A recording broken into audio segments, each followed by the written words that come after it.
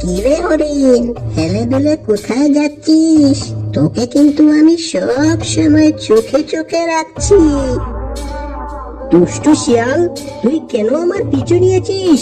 আমি যেখানেই যাই শুধু তোকেই দেখতে পাই। তোর মতলবটা কি বলতো? তোর সাথে একটা সমঝোতা করব।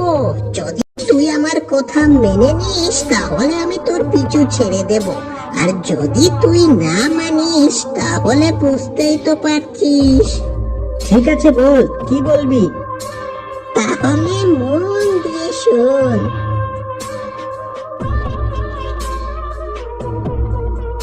কাজটা করে দিতে পারলে তুই আমার পিছু ছেড়ে দিবি তো? সত্যি বলছি, কাজটা করে দিতে পারলে আমি তোর পিছু ছেড়ে দেব। পটকা, কি করছিস? এই তো হরিণ ভাইয়া, জলে একটু সাঁতার কাটছি, আর মাছ টাছ পেলে সেটা ধরে খাচ্ছি। পটকা, অনেকদিন ধরে তো তুই এই জলাশয়ে মাছ ধরে খাচ্ছিস। শোন, আমি একটা নতুন জলাশয়ের সন্ধান পেয়েছি। ওই জলাশয়ে প্রচুর মাছ আছে। তুই কি যাবি আমার সাথে? না হরিণ ভাইয়া, এই জলাশয়ে আমি ভালোই আছি। তাছাড়া নতুন জলাশয় তো এখান থেকে অনেক দূরে। আরে না, জলাশয়টা কাছেই। চল না, জলাশয়টা তোর দেখাও হয়ে যাবে আর আমাদের একসাথে ঘোরাটাও হয়ে যাবে। ঠিক আছে হরিণ ভাইয়া, তুমি যখন এত করে বলছো, তোমার কথা কিভাবে ফেলতে পারি বলো। চলো তাহলে।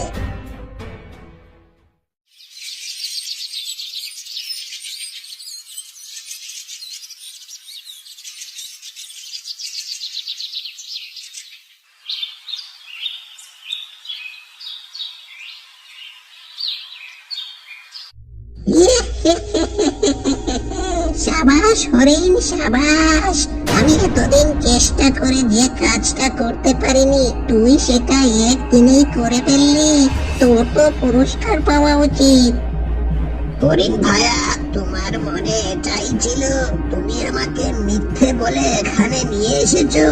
তুমি আমার সাথে প্রতারণা করেছো। আমি তোমাকে অভিশাপ দিচ্ছি, তুমি এই প্রতারণার পুরস্কার একদিন না একদিন অবশ্যই পাবে। শোন পটকা, আমি নিজেকে বাঁচানোর জন্য এই কাজটা করেছি, বুঝেছিস? চাচা, আপন প্রাণ বাঁচা। শিয়াল, এই নাও তোমার শিকার। এবার আমি চলি।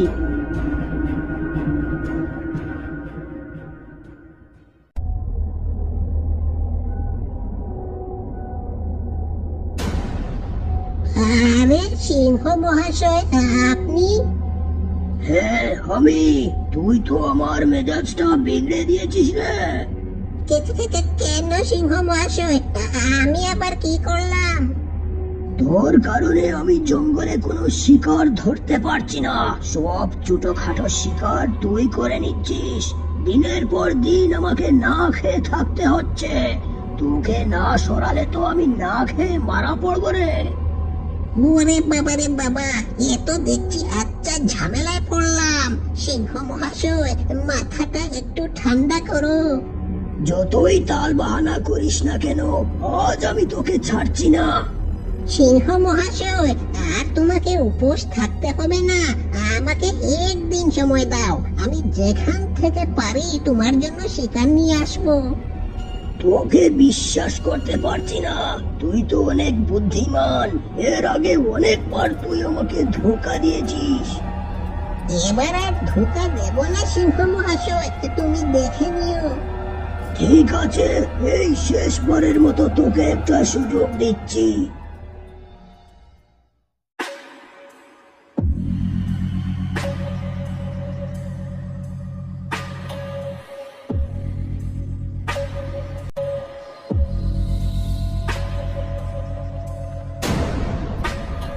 কি ব্যাপার শিয়াল, তুই না আমাকে কথা দিয়েছিলি যে আর কখনো তুই আমার পিছু নিবি না? হ্যাঁ, বলেছি বই কি।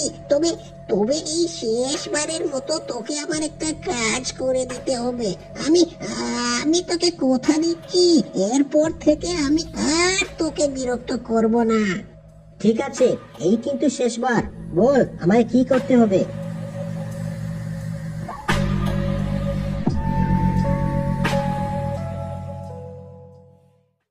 এতক্ষণ হয়ে গেল ওই ছাগলটা আসছে না কেন? এতক্ষণে তো ওর এখানে চলে আসার কথা। কিরে হরিণ, আমাদের শিকার কোথায়? আমাদের শিকার দেখছি না কেন? ছাগলটা তো আমাকে এখানে আসবে বলেছে, কিন্তু এত দেরি করছে কেন বুঝতে পারছি না। শিয়াল, আমার আর তর সইছে না। খিদের জ্বালায় আমার পেটে ইঁদুর দৌড়াচ্ছে। ছাগলটা আসলে আসুক, না আসলে নেই। আমার সামনে তো একটা লোভনীয় শিকার রয়েছে। আমি এই হরিণটাকেই খেয়ে নেব। আমি তোমাদের জন্য এত কিছু করছি, আর তোমরাই কিনা আমাকে খেতে চাইছো? হ্যাঁ, কি আর করার? তোকে বলেছিলাম না তোকে পুরস্কার দেব? এটাই হলো তোর পুরস্কার। সিংহ মহাশয়, আর দেরি করছো কেন?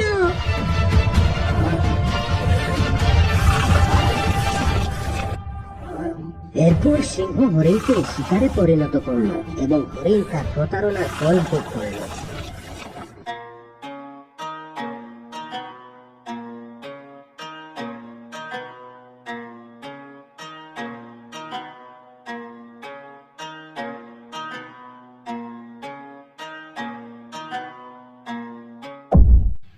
কি শিয়াল মশাই, তুমি আমার রাস্তা আটকালে কেন? আমার সামনে থেকে সরে দাঁড়াও। আমার খুব খিদে পেয়েছে, আমি খাবারের সন্ধানে যাচ্ছি। আমারও তো খুব খিদে পেয়েছে, তাই তাই আজ আমি তোকে খাবো। এসব তুমি কি বলছো? তুমি কি জানো না যে এই জঙ্গলে কেউ কারো প্রাণ নিতে পারবে না, কেউ কাউকে শিকার করতে পারবে না? তুমি কি সিংহ মহারাজের হুকুম অমান্য করতে চাও? আরে রাখ তোর সিংহ মহারাজ, আমি যে তোকে শিকার করে খাবো তা সিংহ মহারাজ কিভাবে জানবে? তুই তো তখন আমার পেটের ভিতরে থাকতি। সিংহ মহারাজের কাছে নালিশটা কে দেবে শুনি? আরে কেউ কি আছো? আমাকে বাঁচাও, একটা পাজি শিয়াল আমাকে আক্রমণ করেছে। কেউ তো বাঁচাও, নইলে এই শিয়ালটা আমায় খেয়ে ফেলবে। কেউ আসবে না তোকে বাঁচাতে। আজ তো তোকে আমি খাবই। আজকে আমার হাত থেকে তোকে কেউ বাঁচাতে পারবে না।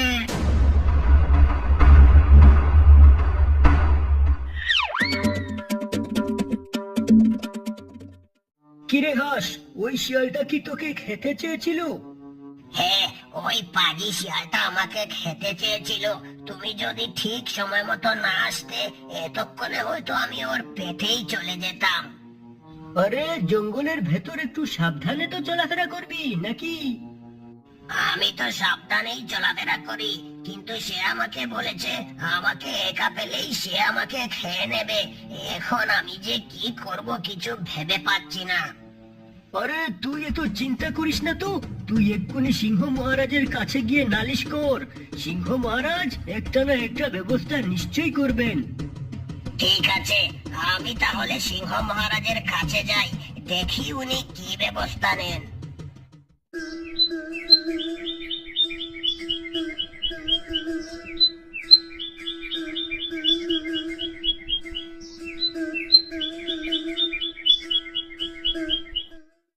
কিরে হাস, আমার কাছে কি জন্য এসেছিস বলতো দেখি? সিংহ মহারাজ, আমাদের জঙ্গলে যে দুষ্টু শিয়ালটা আছে সে আজ আমাকে খাবার জন্য আমার পথ আটকেছিল। তবে সময় মতো হাতি মহাশয় চলে আসায় আমার প্রাণটা বেঁচে যায়। যাবার আগে শিয়ালটা বলে গেছে যেদিনই সে আমাকে জঙ্গলের ভেতর একা পাবে সেদিনই নাকি সে আমাকে খেয়ে নেবে। সিংহ মহারাজ, আপনি আমাকে বাঁচান, আপনি কিছু একটা ব্যবস্থা নিন। তুই এসব কি বলছিস? তুই শিয়ালকে বলিসনি যে এই জঙ্গলে কোনো প্রাণী শিকার করা যাবে না, এই জঙ্গলে কেউ কাউকে হত্যা করতে পারবে না? হ্যাঁ মহারাজ, আমি তাকে একথা বলেছিলাম, কিন্তু সে আমার কোনো কথাই শুনেনি। কি, ওর এত বড় সাহস, সে আমার হুকুমকে অমান্য করে? তুই নিশ্চিন্তে ফিরে যা, আমি দেখছি শিয়ালের কি ব্যবস্থা নেওয়া যায়। শিয়ালের এত বড় সাহস, সে কিনা আমার হুকুম অমান্য করে? একবার বেটাকে হাতের নাগালে পাই, তারপর ওকে মজা দেখাবো। এই যে কাক, তুই এসেছিস, ভালোই হয়েছে। তোকে আমার একটা কাজ করে দিতে হবে। কি হয়েছে মহারাজ? আমাকে কি করতে হবে হুকুম করুন। তুই জঙ্গল থেকে শিয়ালকে খুঁজে বের কর এবং ওকে এটা জানিয়ে দে যে আমি ওকে দেখেছি। ঠিক আছে মহারাজ, আমি এক্ষুনি যাচ্ছি।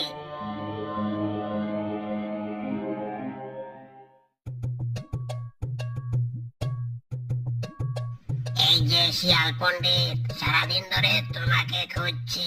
যাক, অবশেষে তোমাকে পেয়ে গেলাম। কেন আমাকে এভাবে খুঁজছিস কেন?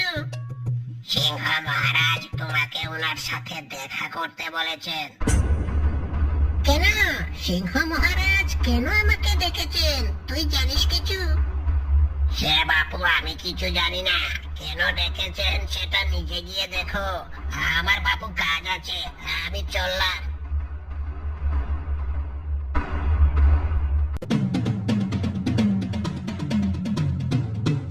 সিংহ মহারাজের জয় হোক। মহারাজ, আপনি কি আমায় দেখেছেন? শিয়াল, তুই নাকি আজ হাঁসকে মেরে খেতে চেয়েছিলি? এসব আমি কি শুনছি? তুই আমার হুকুম কেন অমান্য করেছিস? সিংহ মহারাজ, আপনি ওই হাঁসটার কথা বিশ্বাস করেছেন? আমারই তো সাহস হয়নি যে আপনার হুকুম অমান্য করব। আপনি হলেন আমাদের মহারাজ, আমি সামান্য শিয়াল হয়ে আপনার হুকুম কিভাবে অমান্য করি বলুন? তাহলে হাঁসটা যে আমাকে এসে বলল তুই নাকি তাকে খেতে চেয়েছিলি, হাঁসটা কি আমাকে মিথ্যে বলেছে নাকি? আরে, এটা হাঁসের ভুল ধারণা ছিল। আমি তো শুধু ওকে নিয়ে একটু মজা করছিলাম। আমি তো সবার সাথে একটু দুষ্টুমি করতে পছন্দ করি, আর ও ভেবে নিয়েছে আমি ওকে সত্যি সত্যি খেয়ে নেব।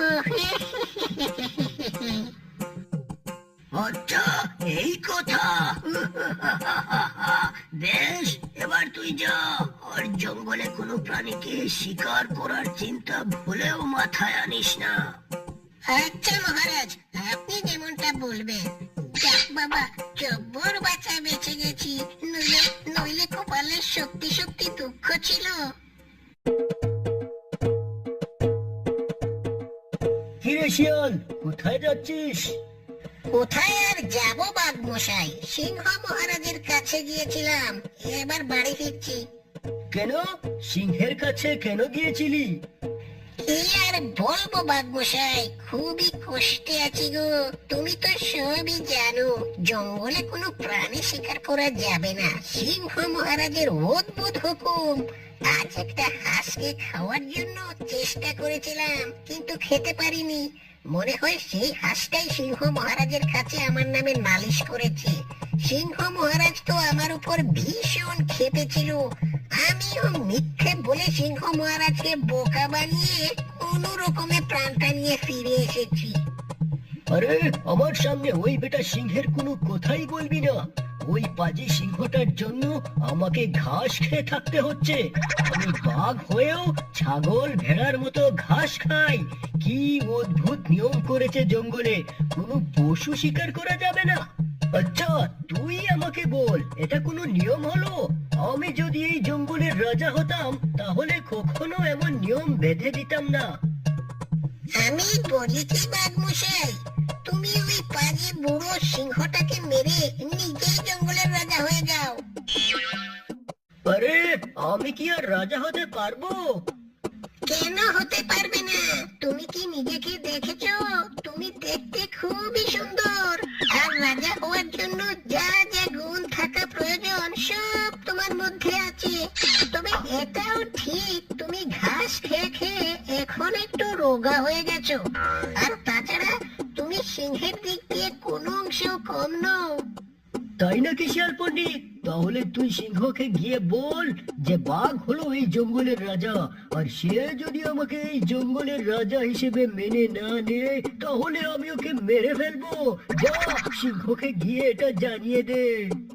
আচ্ছা ঠিক আছে বাঘ মশাই, টুকু বাঘ মহারাজ, আমি এক্ষুনি যাচ্ছি। কি রে শিয়াল, তুই আবার ফিরে এলি যে, কিছু বলবি নাকি? হ্যাঁ মহারাজ, বলবো বলেই তো এখানে এসেছি। আপনি কি শুনেছেন যে বাঘমশাই এই জঙ্গলের রাজা হয়ে গেছে? কি সব আবল তাবল বলছিস?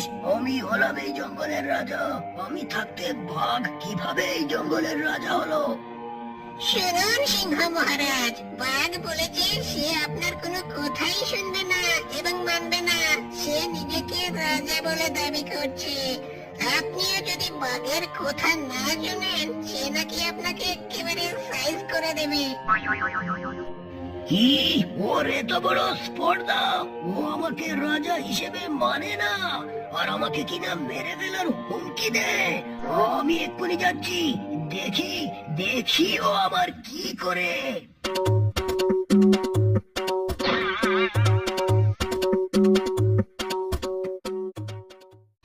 কিরে বাঘ, তোর এত বড় সাহস যে তুই কিনা আমার রাজত্ব কেড়ে নিতে চাস?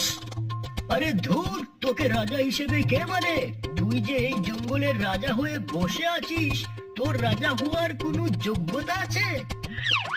কি? তুই আমার যোগ্যতা নিয়ে কথা বলিস? আয় আয়, আমার সাথে লড়াই কর। লড়াই করে দেখ আমার যোগ্যতা আছে কিনা। আগে তুই আয়, আমার সাথে লড়াই কর। অনেকদিন ধরে তোকে মারার একটা সুযোগ খুঁজছিলাম। তোর কারণে গরু ছাগলের মতো ঘাস খেয়ে আমাকে বেঁচে থাকতে হচ্ছে। আজ সেই ঘাস খাওয়ানোর বদলা নেব। আজ তোকে মেরে আমি এই জঙ্গলের রাজা হব। আয় আয়, আমার সাথে লড়াই করে দেখ। তুই আয়, তুই আমার সাথে লড়াই কর। তবে রে বেটা, আজকে তোকে একেবারে উপরে পাঠিয়ে দেব।